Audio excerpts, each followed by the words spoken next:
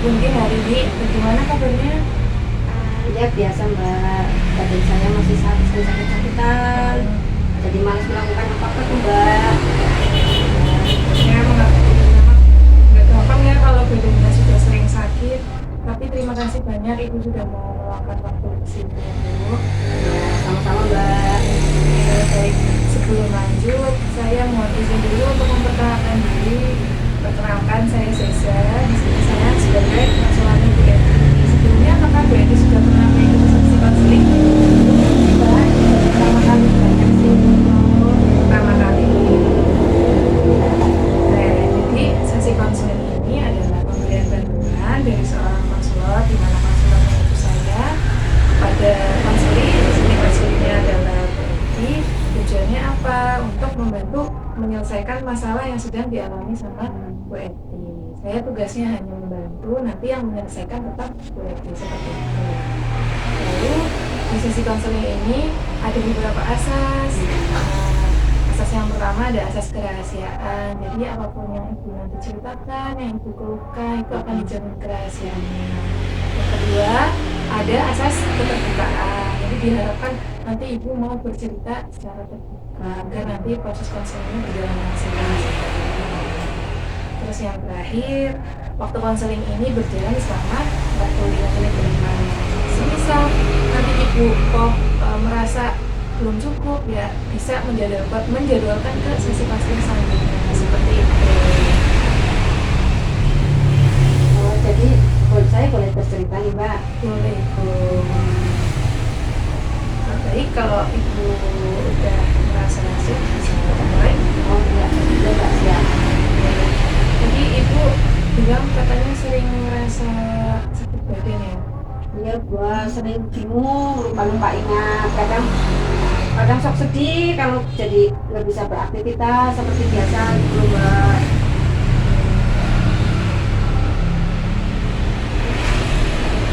Ini aja ya seperti merasa itu.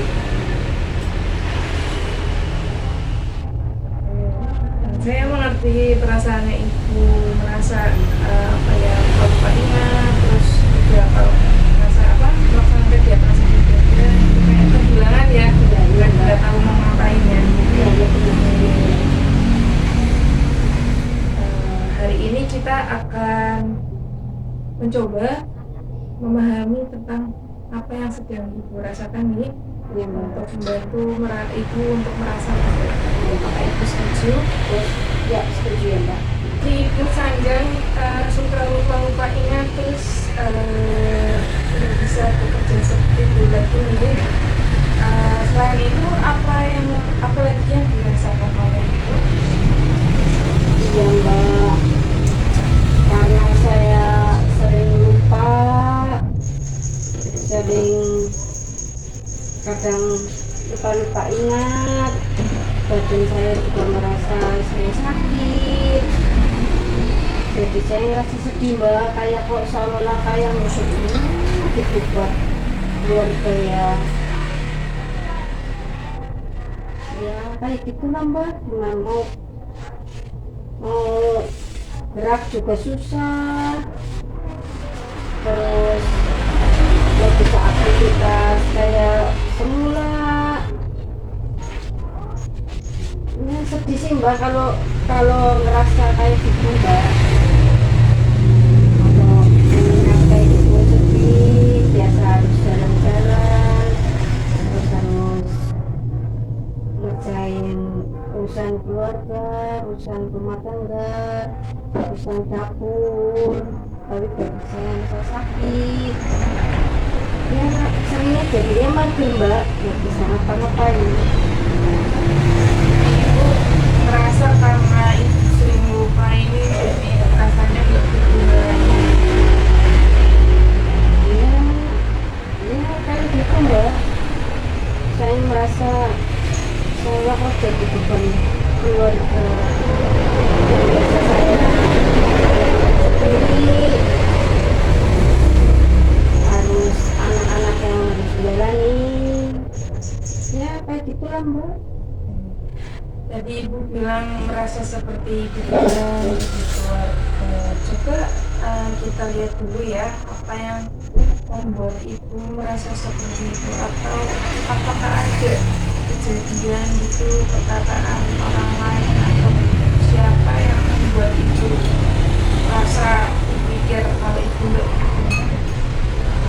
Sebenarnya itu perasaan sendiri ya, karena saya sering sakit-sakitan, bahkan saya sakit, sering lupa ingat, jadi saya merasa saya kok jadi merepotkan anak-anak gitu.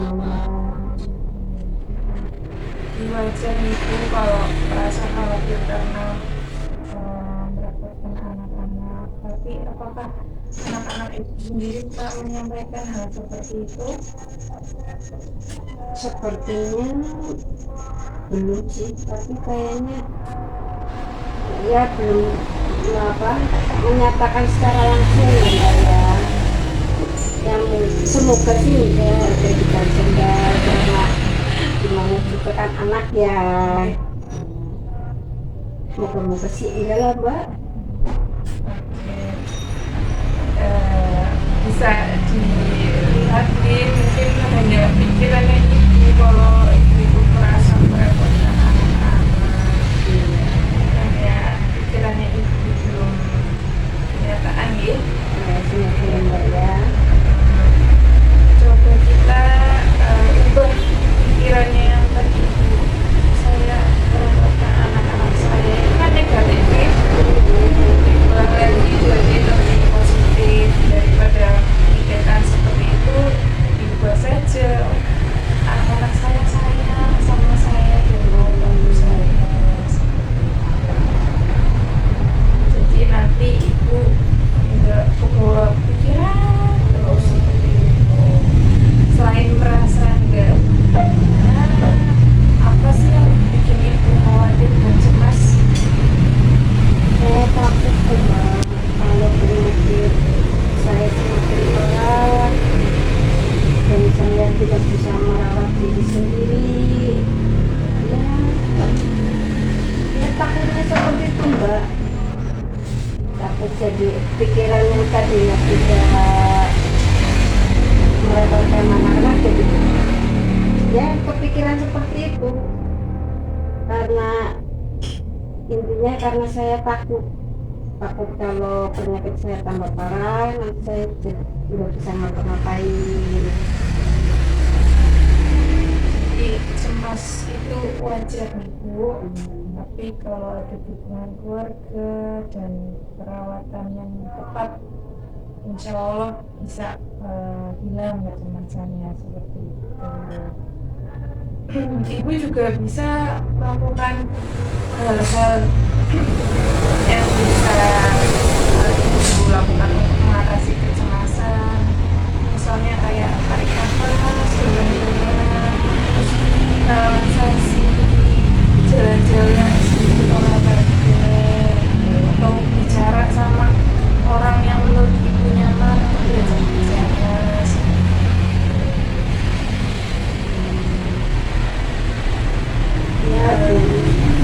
Ya kan gitu Mbak. Selain lupa-lupa ingat, apa yang suka ibu lakuin, misalnya ada keahlian atau minat di mana gitu?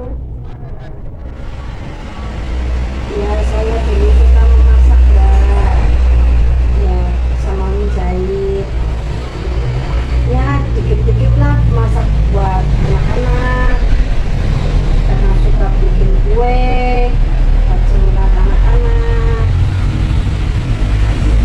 Ya itu Mbak.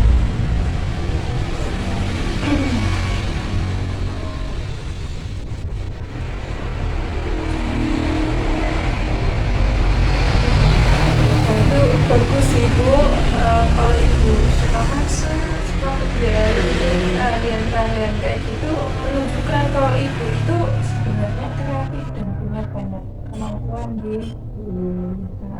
Mungkin ibu perlu mencoba untuk melakukan aktivitas-aktivitas itu lagi.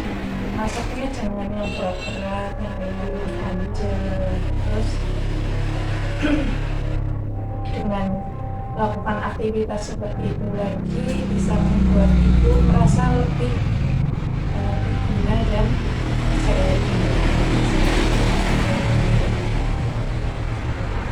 Untuk sekarang kita buat tujuan kecil nih, apa yang ingin ibu lakukan dalam seminggu ke depan. Misalnya ibu mau masak atau bikin apa gitu. Ya Mbak, saya sih sebenarnya kepingin masak kue. Ya, lihat resep di YouTube gitu, lihat pengen masak kue cemilan. Ya, dikit-dikit lah buat anak-anak. Apalagi sekarang musim hujan nih Mbak, ya kepengennya banyak telur, anak-anak juga suka main juga. Jadi niat saya sih cuma kepengen masak kue, coba masak kue kayak gitu Mbak. Bagus ibu, jadi ibu punya rencana untuk masak nih karena sekarang musim hujan. Bagus. Oke. Memang benar mungkin ada beberapa hal yang nggak bisa ibu lakukan lagi seperti dulu, tapi ibu bisa fokus dengan apa yang masih bisa ibu lakukan sekarang. Penting juga untuk ibu menerima kondisi ibu sekarang dan tidak terlalu keras pada diri sendiri.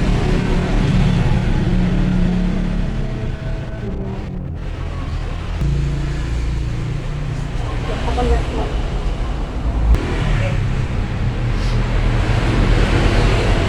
Ya karena tadi ibu sudah bercerita nih kalau pikiran ibu tentang merasa nggak berguna, terus karena sering lupa, sudah mau mengubah nih dari yang tadinya nggak berguna jadi apa ya, ternyata ibu masih bisa melakukan banyak hal seperti itu. Iya Mbak, saya masih bisa melakukan apa yang saya suka. Ya contohnya ya gitu, memasak. Saya suka memasak, suka menjahit baju, suka membuat kue. Ya saya bisa ya Mbak ya. Saya masih bisa gitu ya Mbak ya. Pasti bisa ibu. Ya, Tapi juga ibu bisa melakukan relaksasi nih, bisa tarik nafas, tahan kita, terus bisa jalan-jalan walaupun keliling komplek aja, biar badannya juga lebih sehat lagi ya. kasih ya Mbak, dan sudah membantu. Ini bermanfaat loh buat saya. Jadi saya masih bisa merasa berguna untuk keluarga saya.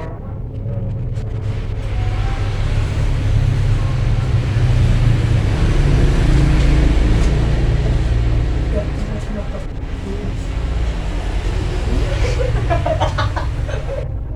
Aku bisa nahan ketawa. Mungkin aku orang kelawak.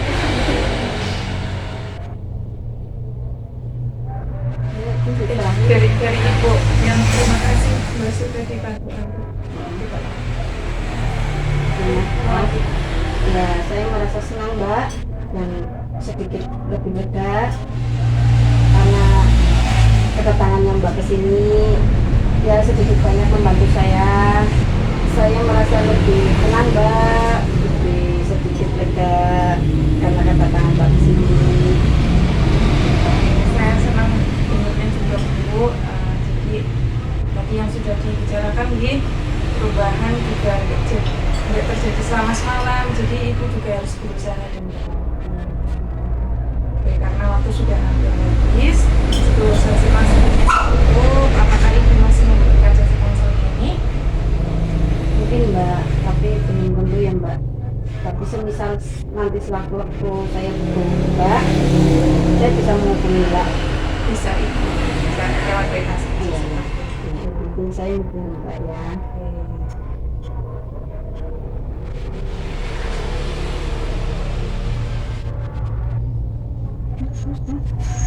Oke Mbak, makasih ya Mbak ya. Sama-sama. Sudah mau dengerin cerita saya, curhatan saya. Sama-sama. Sehat-sehat. Oh iya, sami-sami ya Mbak. sehat terus Mbak. Saya pamit dulu ya Mbak ya. Gitu, hati-hati. Iya.